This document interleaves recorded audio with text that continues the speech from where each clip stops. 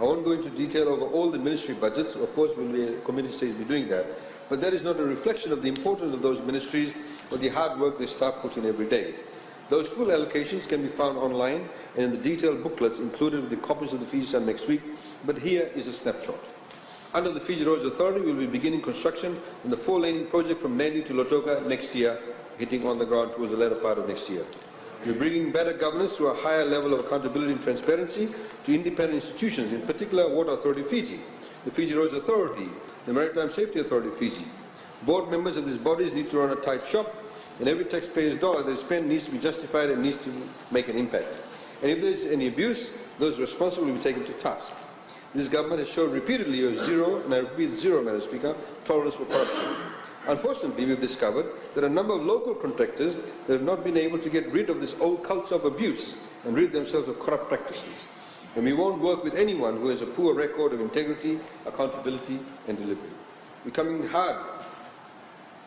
down hard on contractors who don't pay their workers or the companies that have subcontracted. If it's found that you're not paying your people you hired to work, if it's found your actions are non-compliant, then you'll be blacklisted by government, because Fijian taxpayers deserve better. They need to be fully compliant with FNPF payments, fully compliant with the Fiji Revenue and Customs Services. We'll also be applying a new policy towards government ministries and departments as well. The Ministry of Economy will be carrying out regular checks on the budget spends of various ministries. And if we catch slow implementation against the KPIs, we'll take funds away from slow-moving projects and allocate those funds to ministries who are making more efficient use of their budgets. That's because we're a government that is concerned above all else with delivering for the Fijian people. Nowhere was it clearer when we opened the brand new world-class Nadi International Terminal earlier this month by the Honourable Prime Minister. We are also nearing a completion of the upgrade of the Lambasa Airport to cater for night landings, granting the ability for same-day return flights from Lambasa to Suva. And in Rotuma, we are finally realizing the 40-year dream to upgrade the airport to cater for the larger ATR 42s and 72s, increasing the number of passengers who can fly to Rotuma tenfold, thereby reducing fares. Opening up another maritime region of our country to massive new flows of economic exchange, tourism and connecting them like never before to the rest of our Fijian family. Both of those projects are scheduled to open at the end of next month, Madam Speaker. Madam Speaker, I encourage Fijians to take advantage of the new friendly fares on Fiji Airways and Fiji Link, which is making travel throughout the country and throughout the world much more affordable. And we should mention we're also ending partnership with Fiji Airways route to Singapore, as that route is now fully commercially viable. This initiative, like others, demonstrates the wisdom of government to handhold projects that in the long term reap enormous financial and commercial benefits for our country and for our fellow Fijians. We've set aside an allocation of $97 million towards the Ministry of Agriculture, and within that funding is a new ambitious effort to build up a Fijian goat industry. We're going to support the local goat farmers, assist with veterinary services, help prepare land, construct fencing, and provide water sources to step up in a very big way the production of goat farms to the point they can provide kids to other farmers. As we saw, Madam Speaker, we've had Crest and rooster poultry. If Crest did not exist, we would not actually be self-reliant on poultry meat. So it's very important to target one or two companies that are actually providing the type of that leverage and the amount of goats that are put into the market. A few good companies can really revolutionize an entire industry, and our goal is to create self-sustaining goat industry driven by strong local producers. And we're confident we can establish a brand for goat meat in Fiji that will give our customers more choice in the market, lower pricing and support the livelihoods of goat farmers throughout the country. We'll also destocking dairy farms of cows suffering from tuberculosis and brucellosis, and we'll pay for the restocking of those dairy farms with new healthy cows bred from superior stock. Government has allocated $20.5 million to the Ministry of Fisheries. Within that allocation, we'll be developing new local source of fish in Fiji.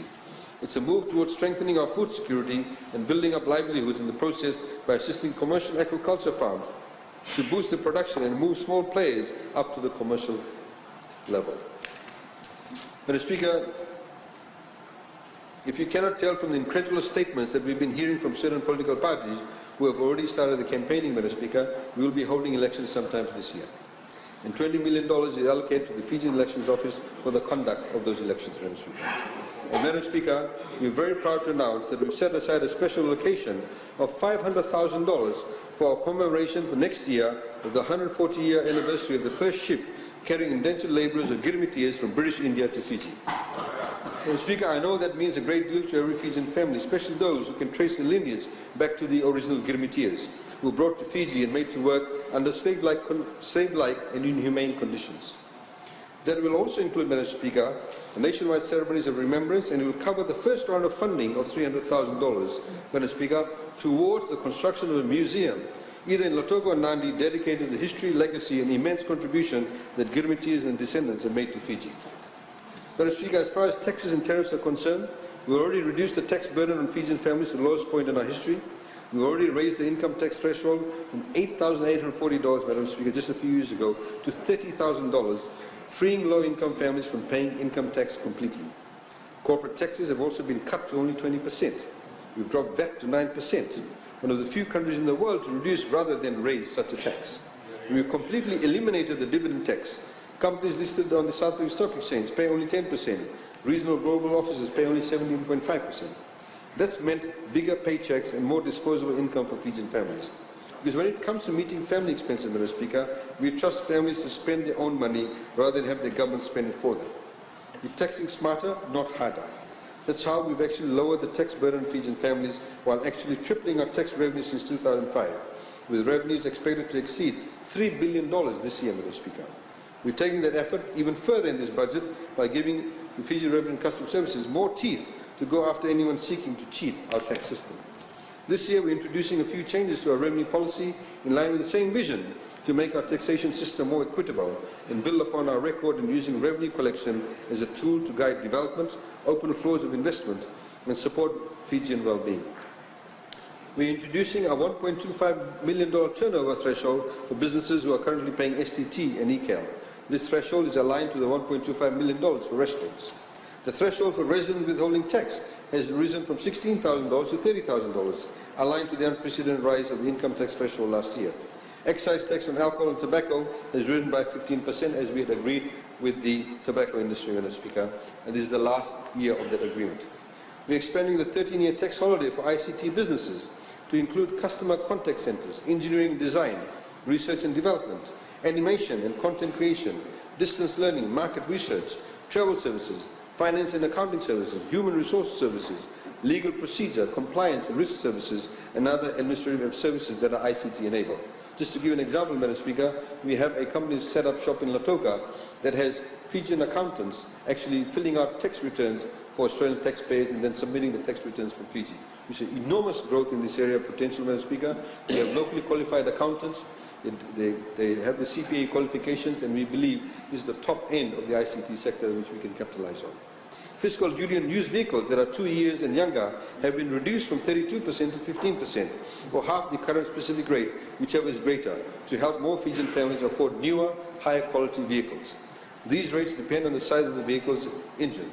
The concessional duty rates for taxis have also been extended to used vehicles that are younger than 2 years old, meaning the fiscal duty is even lower at 7.5%, helping get new cars on our roads, cleaner cars and safer cars.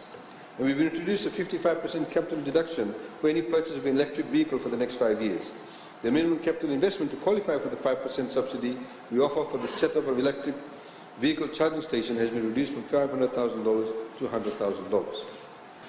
We're providing a 150% tax deduction for any cash contributions above $10,000 to any corporate sponsor towards the hosting of the ADD annual meeting next year.